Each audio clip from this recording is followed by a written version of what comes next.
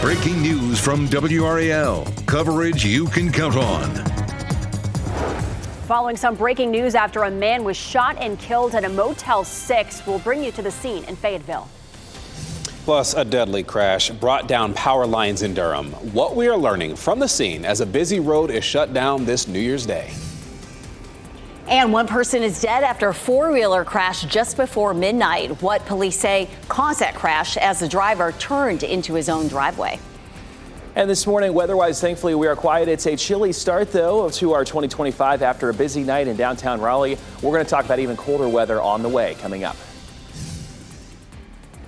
In the new year in style, we have the big moments from WRAL First Night Raleigh and that iconic acorn drop. So many people showing up to ring in the new year. I was sleeping, though. Wish I could have saw. But hey, that's what we have highlights for. That's right. Thank you for joining us here the first day of the new year. I am Chris Levigood on WRAL News.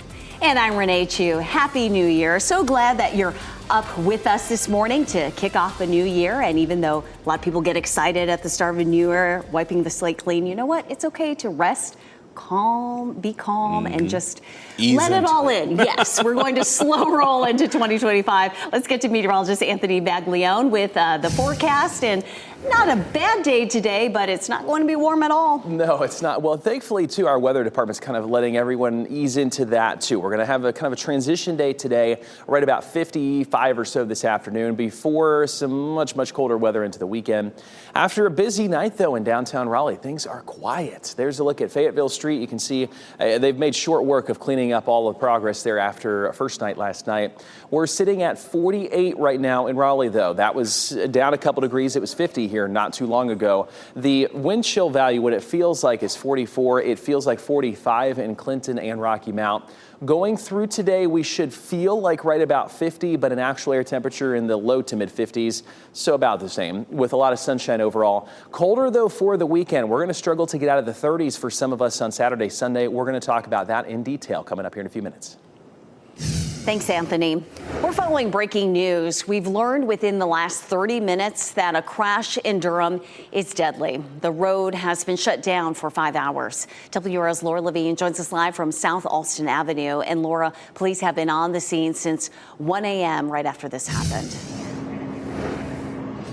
Renee, here at the intersection of South Alston Avenue between Majestic Drive and Gilmore, investigators are on the scene as well as several utility crews. We now know the coroner is here on the scene as well, so we know this is a deadly accident. This all happening at 1 o'clock this morning. We're working to learn more about what led up to this crash. However, we do know that with one vehicle here on the scene, it knocked down some power lines. It crashed into a power pole, and a lot of that happening behind what you see here in front of me, which is a lot of that activity with the utility crews. But the vehicle kind of veered off the road here in this little embankment, and a lot of this happening near a lot of neighbors' driveways. So we have on South Alston Avenue, this stretch of the road, there are a lot of homes. It looks like a very isolated situation in terms of power outages, so we're not seeing any widespread outages within this area. But again, working to learn more about the crash investigation. I have reached out to Durham Police once again within the past 15 minutes to learn how many people were involved in this incident and if they can confirm the condition of the other people involved. But again, we've just learned within the past half hour that this is a deadly crash. Laura Levine, WRAL News, live in Durham.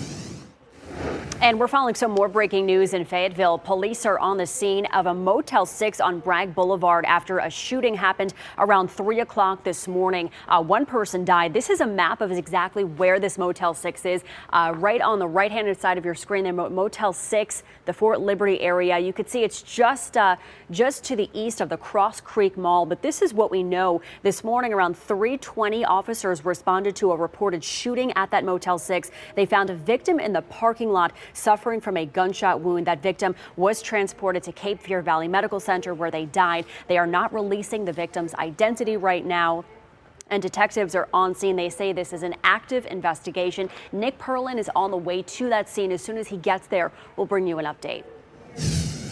Thank you, Michelle. One person is dead because of an ATV accident just before midnight. Authorities say speed was likely involved in the ATV flipping onto the driver in Johnston County.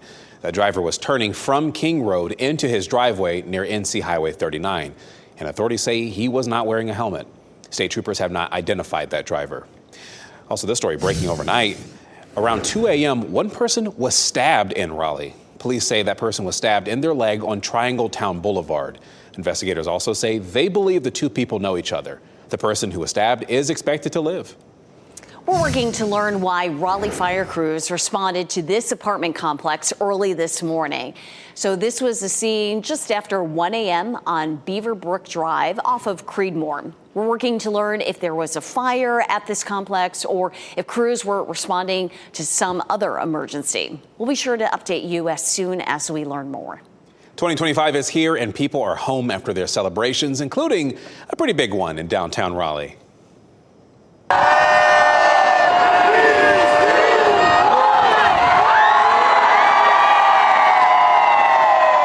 As the acorn drop rung in 2025 at midnight, it was part of WRAL's First Night Rally. Tens of thousands of people celebrated on Fayetteville Street to celebrate the start of the new year. It was packed there. Well, Fayetteville Street looks a lot different this morning than it did just a few hours ago. This video from around 4 a.m. shows crews breaking down and cleaning up after WRAL First Night Raleigh.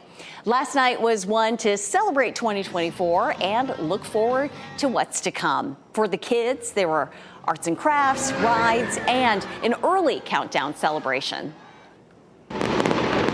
Like the fireworks look like a big flower. It's real funny and like fun to see an acorn falling from the sky. I like the fireworks that look like a flower too. The food vendors also fuel the fun, feeding thousands of people each year they return. Like those shrimps. Josh Stein is being sworn in as governor for North Carolina today, and that's happening at 11 a.m. at the state capitol building. Stein's inauguration events are happening January 11th and the 12th. Also happening today, Mo Green will be sworn in as the state superintendent of public instruction. The ceremony is happening at 10 a.m. in Jamestown. Students from Guilford County Schools will perform before a judge administers the oath of office. This marks the official beginning of Mo Green's tenure as the state's top education leader. Several new laws are going into effect for North Carolina as we enter 2025, and two of them could affect your finances. Let's start with new laws for drivers. New car insurance requirements will be the most expensive in the country. The cheapest auto insurance plans are nearly doubling how much they'll pay out for property damage and medical bills. Many people are already insured for those higher rates, but if you have a cheaper plan, your bills are probably about to go up. That change was supposed to begin today, but lawmakers gave drivers an extra 6 months until July. Big changes are also coming for the home building industry. A new law will limit the state's rules on home builders to meet requirements for energy efficiency and storm proofing for natural disasters. Lawmakers said they hoped home builders would pass on those savings to the general public in the form of more affordable homes. Governor Cooper says it will actually lead to higher costs for homeowners in their energy bills. He also said this could make North Carolina ineligible to receive federal disaster funding for future disasters if homes are not being built well enough to withstand storms. For more on these laws and others going into effect this year and how they will impact you, head to WRAL.com and search for the story on the NC Capitol page. Starting today, toll prices are going up in North Carolina. If you take toll roads such as NC 540 or 885, those tolls are about to go up by a few cents per trip beginning today. And make sure you pay your bill because the late fees are going up as well. Governor Roy Cooper took 15 convicted killers off death row as one of his final acts in office. They will now serve life in prison without parole. Cooper's decision happened just days after President Biden took more sweeping action with federal death row prisoners. Cooper's 15 commutations are a fraction of the 136 people on North Carolina's death row. And one of those pardons is for Hassan Bakot. A jury found him guilty for a 2007 murder in Johnston County. Bacote's attorneys argued race played a role in his death sentence. There were 10 white jurors and 2 black jurors in that trial. Bacote will now serve a life sentence. Actually, WRAL's Lena Tillett spoke with Bacote's attorney and a key witness in that case. You can find those interviews in the On the Record section of WRAL.com. Your time is 6:09. 2 new It Ends With Us lawsuits. What Blake Lively and Justin Baldoni claimed in the suits both filed New Year's Eve. And a massive power outage in Puerto Rico. Why energy officials say a majority of the island spent the night in the dark. And last night we had a cold front come through for our New Year's Eve. It has since pushed offshore and taking any and all moisture with it. But we're going to go over our travel weather for today and a look at some colder temperatures for the weekend coming up. As you get into your car, tune to WRAL News Plus on your radio. In Raleigh on 99.3 FM. In Durham, 96.5 FM. And everywhere on 101.5 HD3.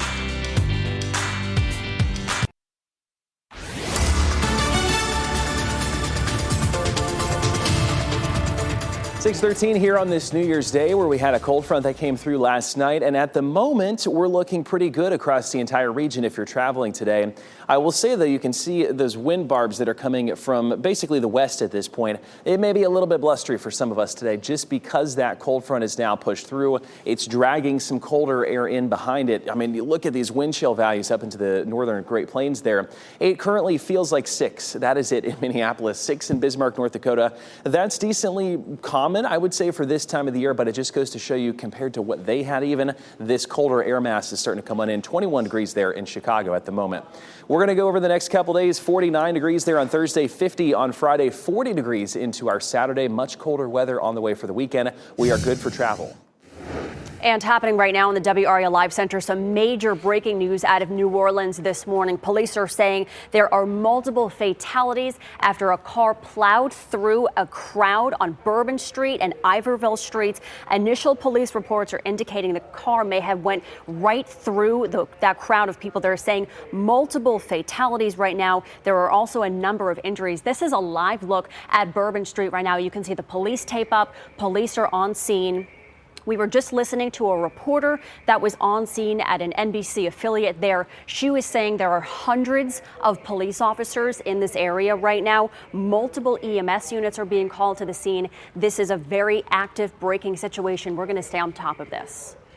Michelle, thanks. New this morning, actress Blake Lively filed another lawsuit against her It Ends With Us co-star Justin Baldoni and others tied to that movie. Lively filed the suit just hours after Baldoni filed his own libel lawsuit against the New York Times. Baldoni's complaint accuses the newspaper of publishing, quote, inaccuracies, misrepresentations, and omissions. Lively's latest federal lawsuit says Baldoni and the film's production company engaged in a carefully crafted smear campaign against her. Lively also filed a complaint with the California Civil Rights Department earlier in the month, accusing Baldoni of sexual harassment and retaliation. Baldoni denies Lively's allegations. Most of Puerto Rico spent New Year's Eve in the dark. That's because of a sweeping blackout across most of the island. The company in charge of the energy grid says nearly 90% of Puerto Rico's customers were without power. They describe this as a, quote, system-wide blackout. The company says the blackout was caused by a failure in an underground line, and it may take 2 days for power to be restored. The island's power grid is damaged from Hurricane Maria that struck in 2017. A Pentagon appeals court is upholding plea deals in the case of accused 9/11 mastermind Khalid Mohammed and 2 others. Mohammed and 2 co-defendants are accused of conspiring with the hijackers in the September 11, 2001 terror attacks.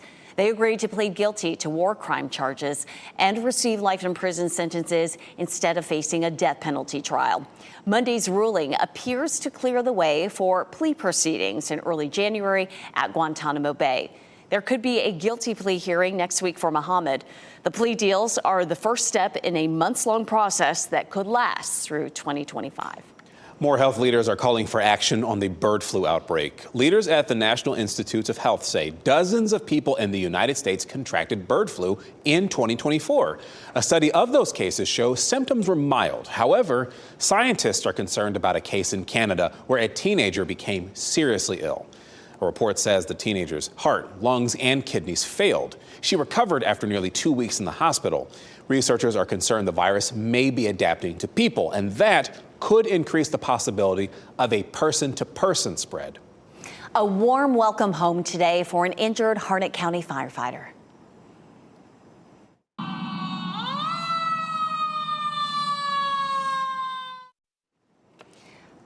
Firefighters from Chatham, Harnett, and Orange counties held an escort celebrating Wes Brantley's release from UNC Hospital. Brantley is a Spout Springs firefighter and was hospitalized after a bad crash.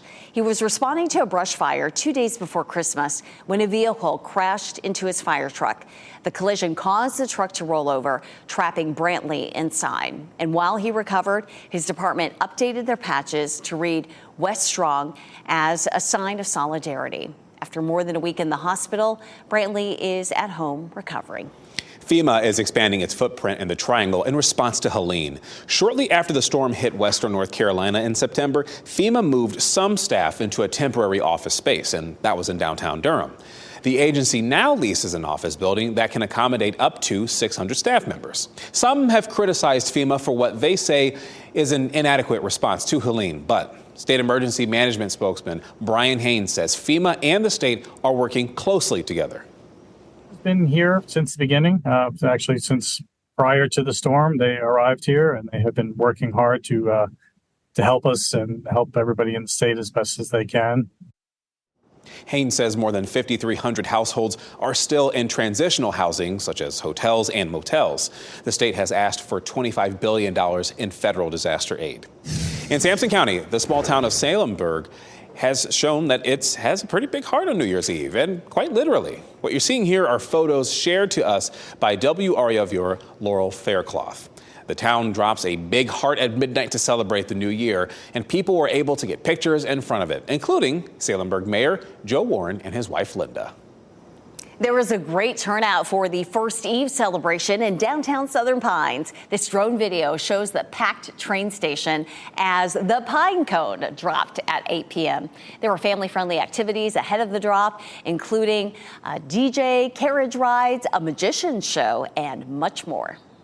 A lot of fun activity out there. So let's go ahead and get your day started off right. Your first day of 2025 with meteorologist Anthony Baglione. Beautiful look at Carolina Beach. Yeah, the very first sunrise of 2025, just about an hour or so away, but we're already starting to see the colors coming up there at Carolina Beach. Beautiful, that kind of orange hue in the distance right there. Really nice and still for us to start off our morning. Heading through the next couple of hours, it's still going to be a touch breezy as a cold front pushes offshore. That is long gone, though, here over the next little while. It's going to take any and all moisture with it. Our wind barbs are mainly coming out of the west. You can kind of see them pretty tightly packed together, if you will. That's going to lend itself to just a bit of a breezy forecast today.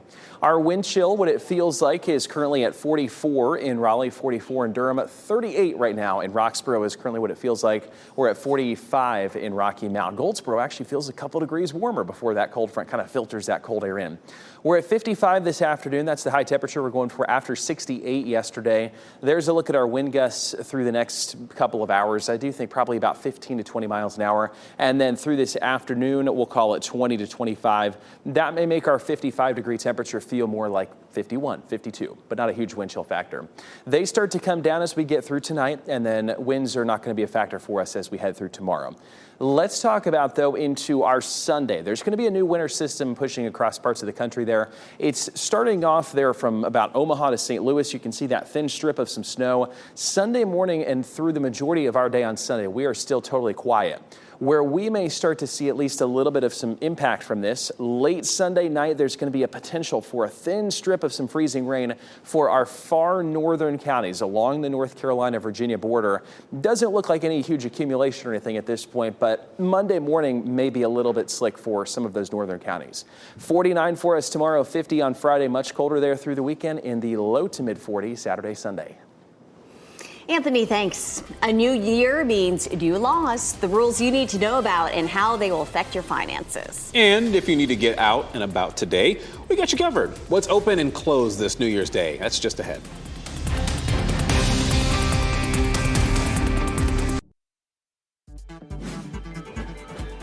This What's Trending report, sponsored by Rug & Home. Dan Haggerty, Ashley Rowe, and the WRAL crew had some fun ringing in the new year. And that includes Ashley poking fun at Dan. And here's a look at what's trending. One of Ashley's resolutions was to get better headwear. Bedazzled, in-depth hat. I love it. Look at that. You look like $1 million bucks. You're the best. But you know what? Look at this. I got. She made sure that Dan was in on the fun, as you just saw there. It's kind of like a Christmas present, right? And New Year's resolution, all wrapped up in one. And of course, Dan rocked that hat over his headset. I love that. So. Oh, and Ashley was rocking it too. First night. You gotta bedazzle, personalize things. You gotta brand things. You know, well, it's part of that. That is quite literally on brand for Dan. Yes. I love it. Never looked better.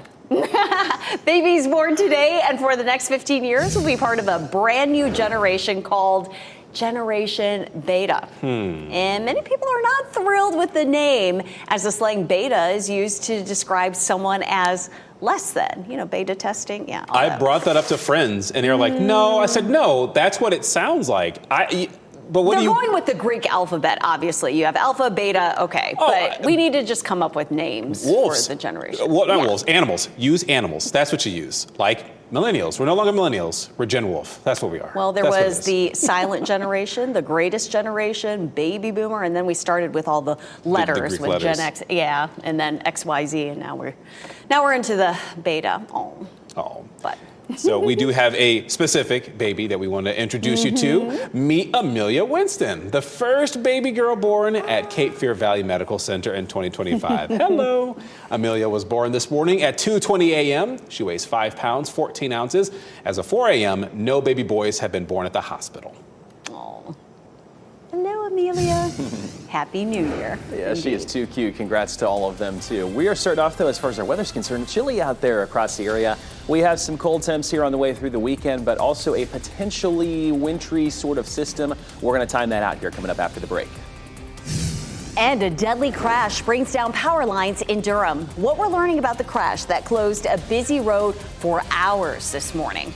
Plus, people came from far and wide to see the acorn drop in downtown Raleigh. How far one group of friends came in hopes of experiencing a unique tradition.